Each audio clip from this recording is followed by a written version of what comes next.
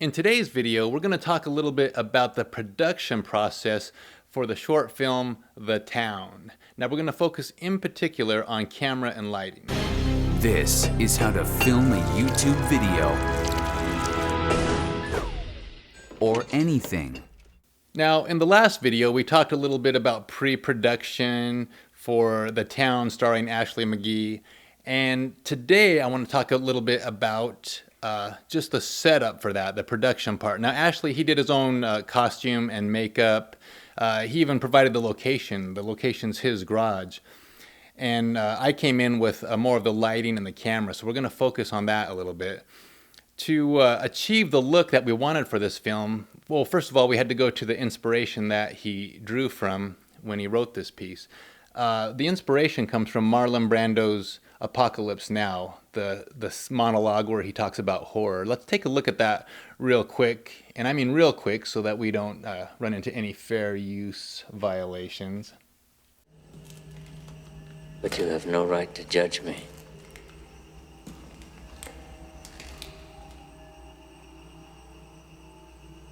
It's impossible through words to describe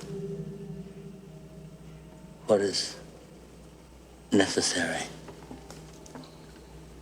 to those who do not know what horror means. Horror. Horror has a face, and you must make a friend of horror. Horror and moral terror are your friends.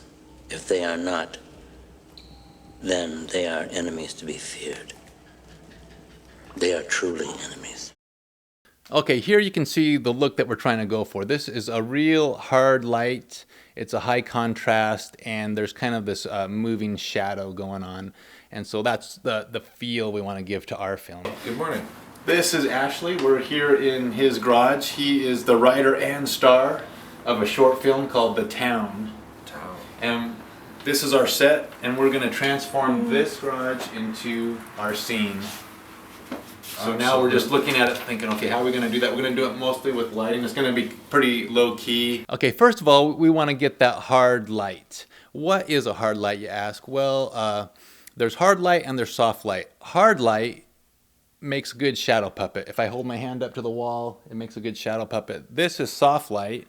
You can't see, just out of camera, there's a softbox here, but it's not making good shadows on the wall. On the other hand, I can make it hard by taking a single light source, such as this 250 watt light here. I flip it on, and there's the shadow puppet. That's a dog. I can do a rabbit.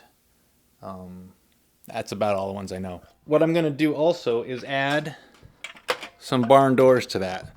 So what barn doors will do is it'll let us control the light. So we can, open up wide, get full light. We can narrow it down to just a narrow slot of light, or give ourselves a little square of light.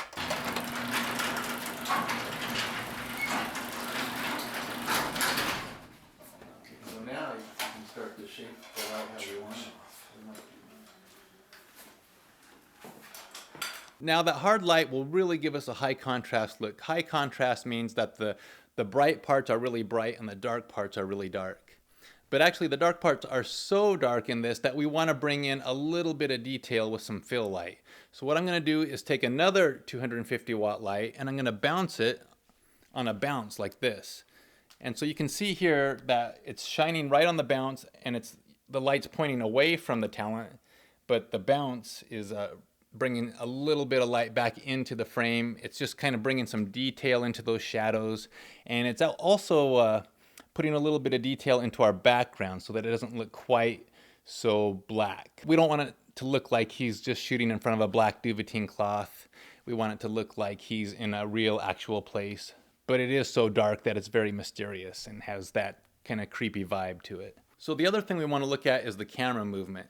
Now, The first idea we had was to shoot this with a slider. So this is a Kessler crane slider. It gives a real nice smooth motion. And what we wanted to do was actually come toward Ashley, just creeping in as he's talking, and give it that sense of, getting closer and closer, a little bit foreboding.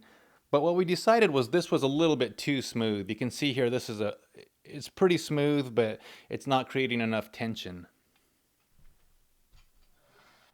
So what we wound up doing was just going with the handheld camera shot. That gave just a little bit of organic shake and just enough tension to the shot that it really gave us the mood that we were looking for, that kind of apprehension, that tension. So I did a whole tutorial actually on camera movement, camera shake, handheld camera movement. If you want to check that out, be sure and see the link below. So anyway, let's take a look at the final product again. We really got what we set out to accomplish. It kind of has that same Apocalypse Now feel. It's kind of a neat little piece. Ashley's going to use it in his reel. I can use it in my DP reel. I really encourage some of you to get out there and start producing some stuff. Even if it's, just little 1-minute pieces, it's better to make a really good 1-minute piece and learn something from it than try to tackle too much and make it kind of mediocre, in my opinion. There's something terrible happening in this town. People are dying. Mutilated bodies are scattered everywhere. Everyone could be dead already.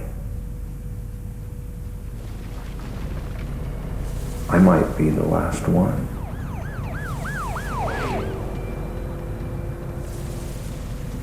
Guess not. When the animals started turning up dead, you'd think that'd be a warning that something wasn't right. No one knew how bad it was about to get.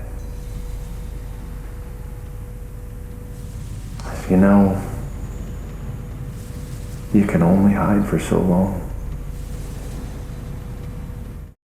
I didn't show the entire piece we created here. I wanted to save that for Ashley's page. So there's a link below. Why don't you click on that, zip on over to Ashley's page, watch it there, sign the guest book, click on like, and then come on back here and watch more videos. And also don't forget to like, subscribe, and share. That's it for today. I'm Jeff McClellan. This is Grasshopper Cinema and how to film a YouTube video or anything. And cut.